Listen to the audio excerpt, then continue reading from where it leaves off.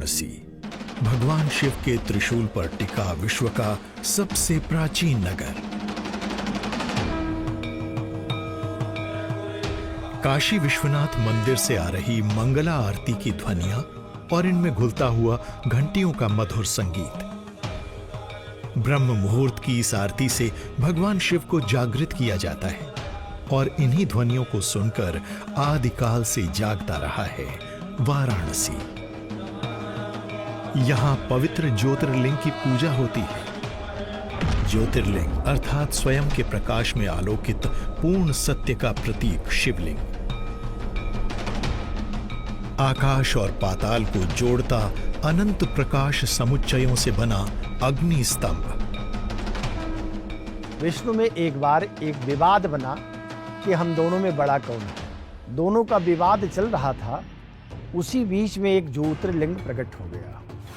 तो कहीं उसका न तो आदि मिल रहा है न अंत। ज्योतिर्लिंग माने जो स्वयं से उत्पन्न लिंग है, और ज्योति का अर्थ ही है प्रकाश। तो प्रकाश पुंज से भरे रहते हैं, इसलिए इनको ज्योतिर्लिंग कहते हैं। यही वो स्वयंभू ज्योतिर्लिंग है। तो काशी ही एक ऐसा विशिष्ट स्थान है जो शिव की राजधानी है, जहां भगवान विश्वनाथ की भी कृपा प्रसाद से अभिभूत होता है व्यक्ति, और मां गंगा के दर्शन से भी धन्य धन्य हो जाता है। शिव शाश्वत हैं, अलौकिक और संपूर्ण। देह पर भभूत मले, गले और भुजाओं में नाग लपेटे, सिर पर चंद्र और जटाओं में गंगा को समेटे, रुद्र तांडव में डूबे भगवान शिव सदैव भूत प्रेत आदि गणों से घिरे रहने वाले वंचितों, परित्यक्तों और समाज के सबसे निचले पायदान पर खड़े भक्तों के देवता।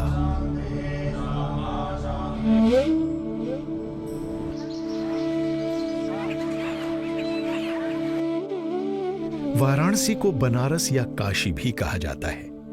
गंगा तट पर बसा यह अद्भुत नगर महादेव शिव का पर्याय है। उन्हीं की तरह मलंग, आशुतोष पर अलौकिक और असाधारण। शिव के बिना काशी की कल्पना अधूरी है। उन्हें यहां विश्वेश्वर या विश्वनाथ कहा गया है, संपूर्ण विश्व के ईश्वर। विश्वनाथ मंदिर एक आयताकार अहाते के केंद्र में स्थापित है।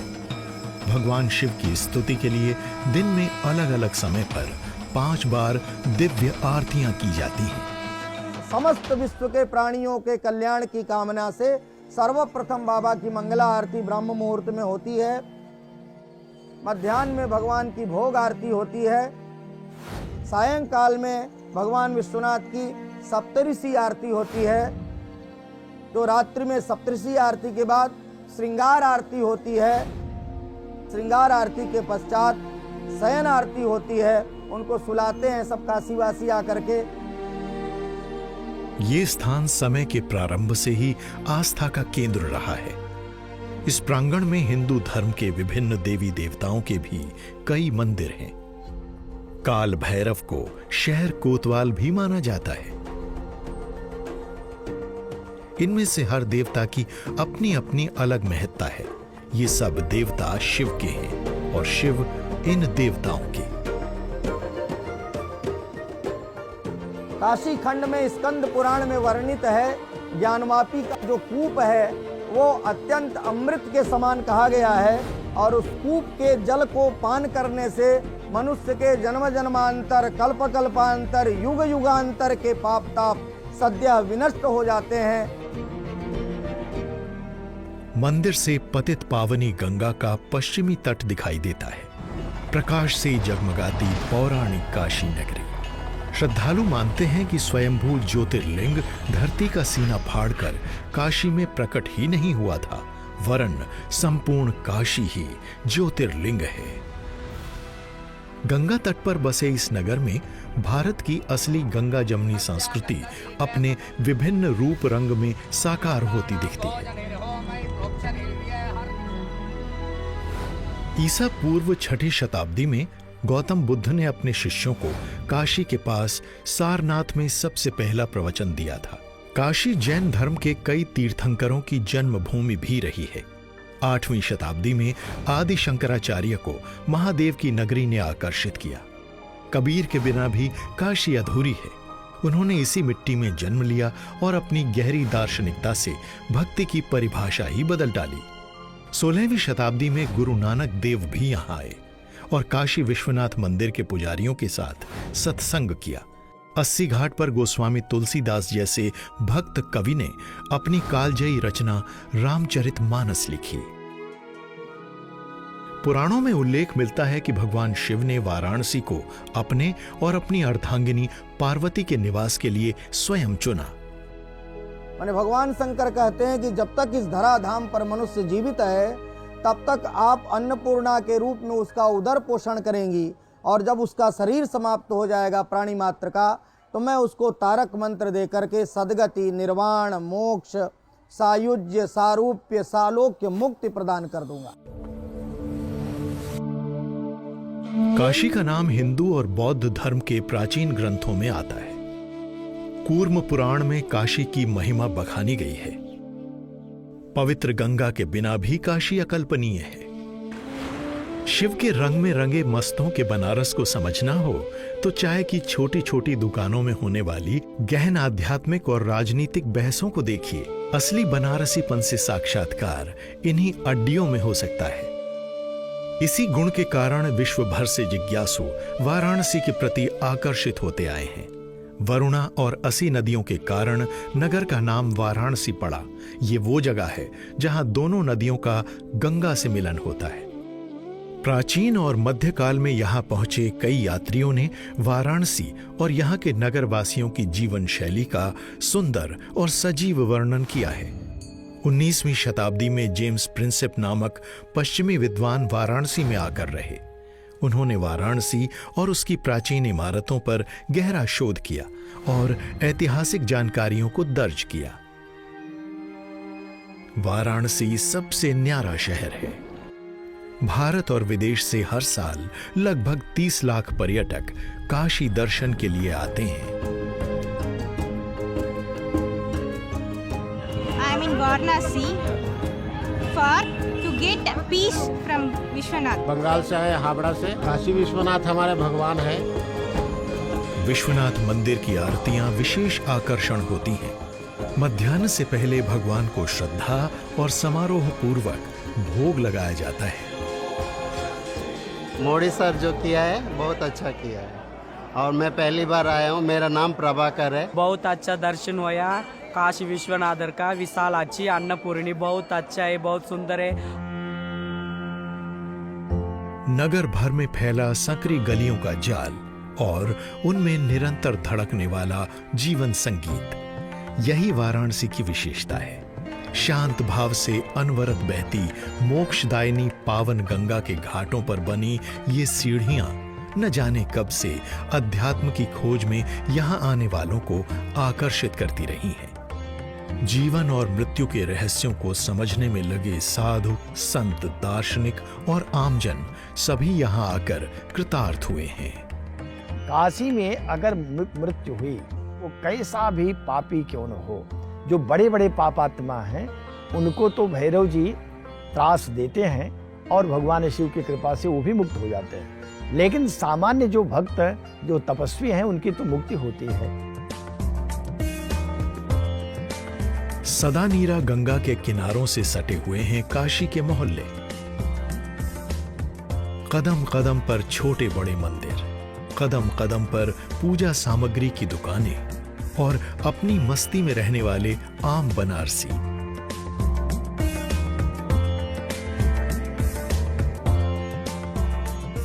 बनारस के हर कंकर में शंकर हैं। जीवन के स्पंदन से गूंजते वाराणसी का सबसे बड़ा सत्य है मृत्यु। यहां मृत्यु को जीवन के अंत की तरह नहीं बल्कि समय चक्र की एक आवश्यक आवृत्ति की तरह देखा जाता है। मान्यता है कि काशी में मृत्यु होने से मोक्ष की प्राप्ति होती है। मणिकर्णिका घाट में दिन रात मृतकों का अंतिम संस्कार होता रहता है। यहां चिता की अग्नि कभी शांत नहीं होती। इसीलिए प्राचीन काल से ही भारतवर्ष के कोने कोने से लोग अपनी जिम्मेदारियां पूरी करने के बाद जीवन का संध्या काल बिताने यहां आते हैं। इसे काशी करवट कहा जाता है। भगवान विश्वेश्वर के मंदिर में की जाने वाली 5 आरतियों में सप्तऋषि आरती की बहुत मान्यता है। लोक विश्वास है कि संध्या काल को होने वाली इस आरती में हिस्सा लेने के लिए सप्तऋषि अवतरित होते हैं। दुनिया भर में कई सभ्यताएं विकसित हुईं और फिर ध्वस्त हो गईं। बड़े बड़े शहर इतिहास के गर्त में चले गए, लेकिन वाराणसी में इतिहास के क्रूर प्रहारों के बावजूद जीवन धड़कता रहा है और इसका गवाह बना पवित्र काशी विश्वनाथ मंदिर। इतिहास की किताबों में दर्ज है कि सल्तनत काल में कुतुबुद्दीन ऐबक ने 1194 में इस मंदिर को तोड़वाया था। इसके बाद एक बार फिर साल 1300 में फिरोज शाह तुगलक ने इसे तोड़ने के आदेश दिए। 1447 में जौनपुर के सुल्तान ने इस मंदिर को तोड़ा। फिर 1585 में टोडरमल, जो कि अकबर के नवरत्नों में से एक थे, उन्होंने इस मंदिर का फिर से रिस्टोरेशन किया। कहा जाता है कि आज से 2050 साल पहले महाराजा विक्रमादित्य ने इसका जीर्णोद्धार करवाया। कालांतर में मुगल बादशाह औरंगजेब ने 1669 में काशी विश्वनाथ मंदिर को एक बार फिर से तोड़वाकर यहां मस्जिद बनवा दी। ज्ञानवापी मस्जिद अब भी मंदिर के बगल में मौजूद है। 1780 में अहिल्याबाई होलकर, जिन्होंने इस मंदिर का जीर्णोद्धार करवाया था। परम प्रतापी सिख शासक महाराजा रणजीत सिंह ने 1835 में काशी विश्वनाथ मंदिर को सोना दान में दिया था। इससे मंदिर के कलश को मढ़वाया गया था।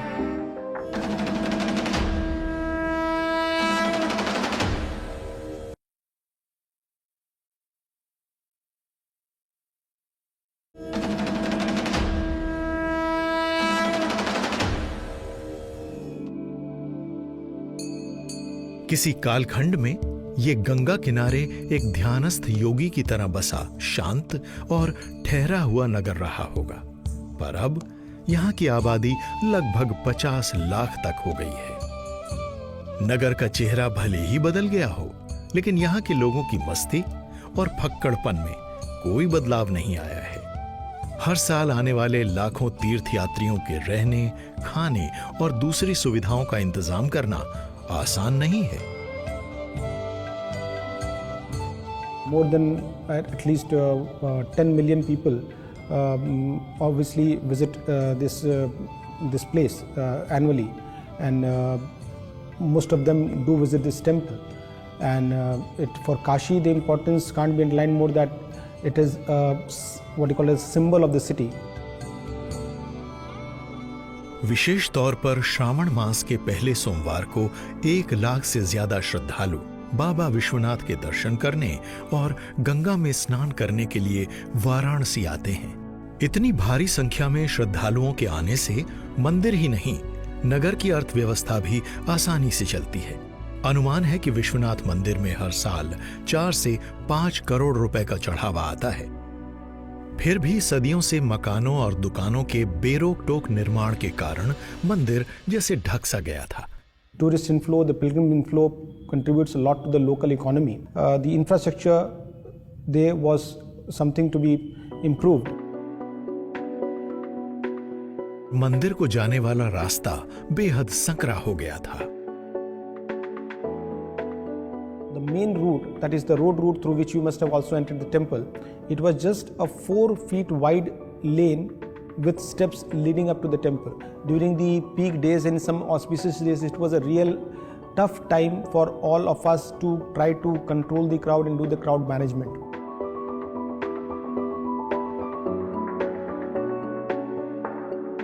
शिवरात्रि जैसे बड़े त्योहारों में विश्वनाथ मंदिर की ओर जाने वाली संकरी गली में सैकड़ों लोगों का हुजूम इकट्ठा हो जाता था। ऐसे में तीर्थयात्रियों के साथ साथ स्थानीय लोगों की परेशानियां भी बढ़ जाती थीं।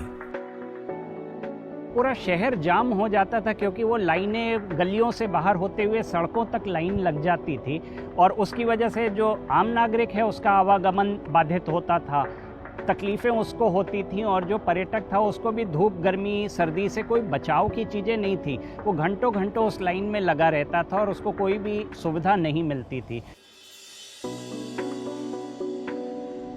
It was really a big requirement in terms of Kashi Vishwanath temple, which was having so much spiritual value, to have an area where people can come and roam here easily. At the same time, they do not feel that uncomfort. प्रधानमंत्री नरेंद्र मोदी ने इस जकड़न को दूर करने का फैसला किया। उन्होंने 2019 में काशी विश्वनाथ मंदिर के सौंदर्यीकरण की परियोजना का शिलान्यास किया। Kashi Vishwanath Dham, which is a project which has been undertaken under the vision and the direction of Honorable Prime Minister, which is linking the two hallmarks of Kashi. One is Ganga and one is the Kashi Vishwanath temple. The main dream was to connect the river to the temple, and that's the original theme, myth on which this mandir was been constructed during the olden days, that people come and take a bath in the river and then they come to the temple. Now it is easily possible via this corridor. ये अहिल्याबाई होलकर का सपना साकार होने का पल था। अहिल्या देवी ने सदियों के बाद इसका पुनरुद्धार का बेड़ा उठाया था। 250-250 साल के बाद शायद इस परमात्मा ने मेरे ही नसीब में लिखा था इस कार्य के लिए बाबा के धाम में, बाबा के चरणों में अपना सर झुका करके काशीवासियों के आशीर्वाद के साथ इस पवित्र कार्य का आज आरंभ हो रहा है। मेरे साथ बोलिए हर हर महादेव। 11वीं सेंचुरी में जो ये मंदिर कॉम्प्लेक्स था उसमें धार्मिक अनुष्ठान होते थे, पढ़ाई लिखाई होती थी, तमाम किस्म के सांस्कृतिक क्रियाकलाप होते थे। जाहिर है फिर मंदिर का वो स्वरूप तो रहा नहीं। उसके बाद सब देखते हैं कि आज के समय में प्रधानमंत्री नरेंद्र मोदी जो मंदिर के उस समय की जो तमाम गतिविधियां थी उसको रिस्टोर करने का काम कर रहे हैं। इस परियोजना के तहत मंदिर के आसपास की लगभग 300 इमारतों को हटाया गया है ताकि परिसर में खुलेपन का एहसास हो और दर्शन करने आए श्रद्धालुओं को परेशानी न हो। पूरा प्रोजेक्ट जो है उसमें 23 भवन का निर्माण है। इसमें टोटल 7 गेट बन रहे हैं, परिसर के 4 गेट है और बाकी एक जो गोदोलिया गेट पर है वो एक गेट है, एक मंदिर चौक का गेट है और एक घाट के ऊपर का गेट है। तो टोटल ये 7 गेट है।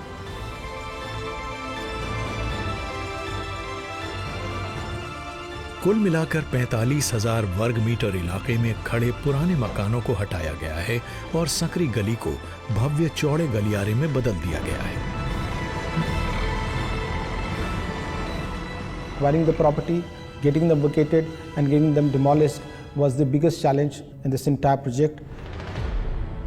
सैकड़ों वर्षों से इन गलियों में आबाद परिवारों को हटाने के लिए प्रशासन ने बहुत कड़ी मेहनत की और आखिर वो सफल हुए।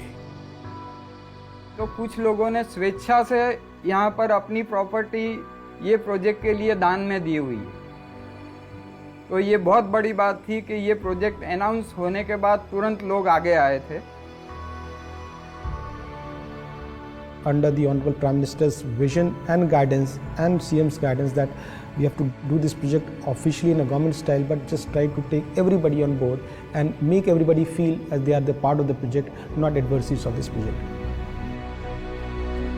अभियान कठिन था, पर उससे समय की परतों के नीचे दबे इतिहास का एक पन्ना उभर कर सामने आ गया। जब मकान ढाए गए तो बरसों से उनके बीच फंसे 30 प्राचीन मंदिरों ने भी खुली हवा में सांस ली।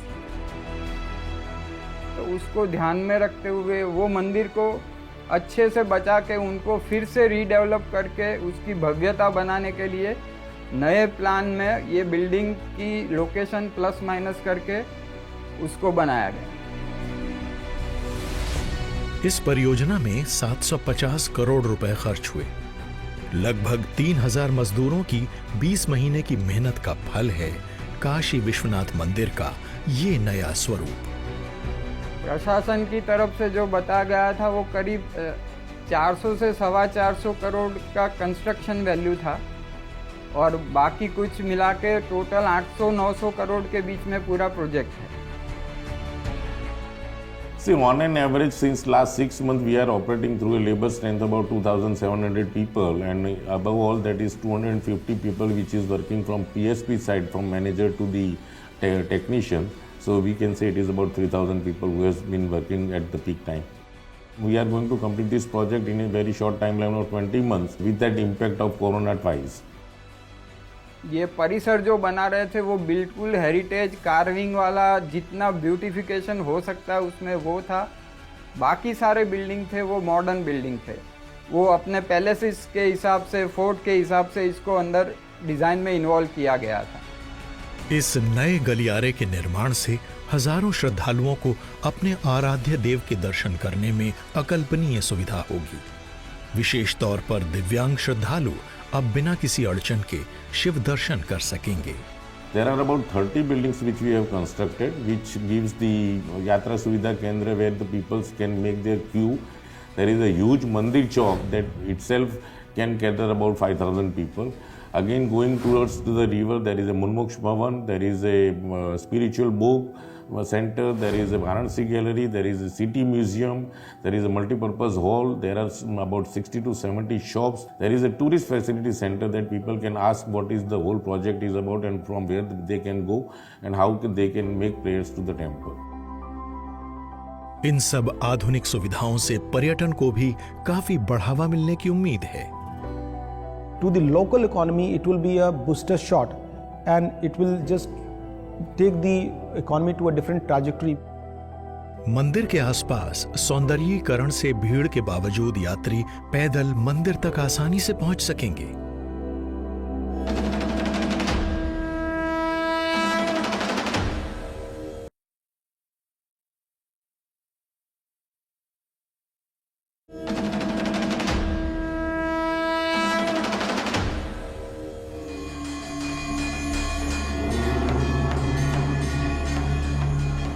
यहाँ आने वाले हर श्रद्धालु की परम इच्छा होती है कि वो अपने आराध्य देव की श्रृंगार आरती अवश्य देखे। इन आरतियों के समय भारी तादाद में भक्तगण उपस्थित रहते हैं। ऐसे में उनकी सुरक्षा और बचाव के लिए प्रशासन को सतर्क रहना होता है। इसके लिए अब अत्याधुनिक टेक्नोलॉजी का प्रयोग भी किया गया है। पूरे इलाके में सीसीटीवी कैमरे लगाए गए हैं और जगह जगह पर मेटल डिटेक्टर भी। यही नहीं, पवित्र गंगा जल को मंदिर के गर्भगृह तक पहुंचाने के लिए एक नहर बनाई गई है। साथ ही गर्भगृह से गंगा तक एक अलग नहर बनाई गई है ताकि शिवलिंग पर चढ़ाया गया दूध और चरणामृत सीधे गंगा में प्रवाहित हो सके। नए मंदिर परिसर में एक पुस्तकालय और संग्रहालय भी बनाया गया है। मंदिर से निकलने वाला गलियारा सीधे ललिता घाट और मणिकर्णिका घाट तक पहुंचता है। इससे विश्वनाथ मंदिर और पवित्र गंगा सीधे एक दूसरे के संपर्क में आ गए हैं।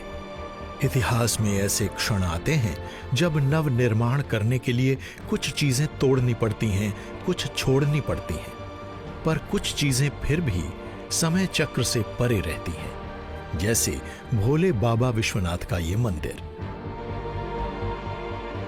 समय के प्रवाह में भी ये चिरकाल से स्थिर और शाश्वत है।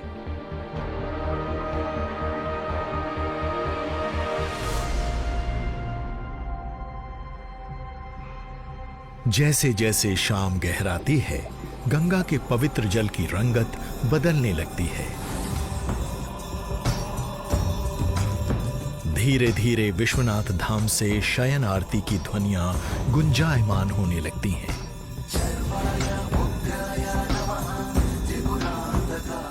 ये ध्वनियां शंख, घंटे और घड़ियालों के सनातन निनाद में चारों दिशाओं में बहने लगती हैं। आरती के सैकड़ों दियों की परछाई गंगा जल में परावर्तित हो रही है। धीरे धीरे वाराणसी नींद की गोद में चला जाएगा। ये दिक् और काल को नियंत्रित करने वाले बाबा विश्वनाथ के विश्राम का समय है।